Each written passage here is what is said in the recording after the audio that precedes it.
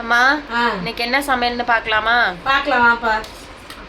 சமைச்சிட்டேன் அம்மா. சமைச்சிட்டு அனல் தாங்க முடியல, ஓடி வந்துட்டேன். கொஞ்சம் ஏசியில் உட்காந்து சாப்பிட்டுக்கலாம் அப்படின்ட்டு சோறு போட்டுக்கலாம். சோறுலாம் ஆறிடுச்சு. காலையிலேயே வடிச்சிட்டேன். மதியானம் சாப்பிடும்போது ஆறிடும்ல, சால்விக்கெலாம் போட்டு கொடுத்துட்டேன். இப்போ நான் சாப்பிட்றதுக்கு போட்டு விட்டுருக்குறேன். அப்புறம் ராஜ்மா போட்டு குழம்பு வச்சுருக்கேன். அதை இதில் போட்டுட்டு காரக்குழம்பு மாதிரி வச்சுட்டேன்.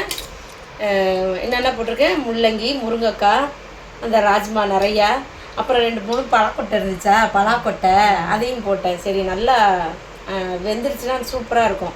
பூண்டெல்லாம் போட்டு தான் வச்சுருக்கேன். மாங்காய் எக்ஸ்ட்ரா வேறு மாங்காய் வச்சுருக்கேன்னா, இதெல்லாம் வச்சு நல்லா சாப்பிடலாம், சூப்பராக இருக்கும் இது.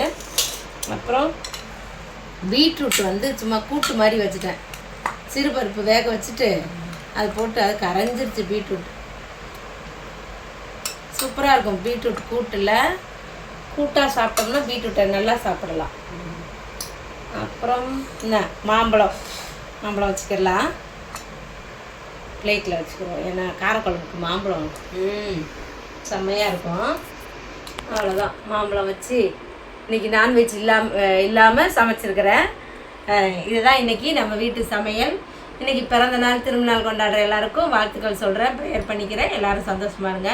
நாளைக்கு என்ன சமையல்னு நம்ம அடுத்த வீடியோவில் பார்க்கலாம். பாய்.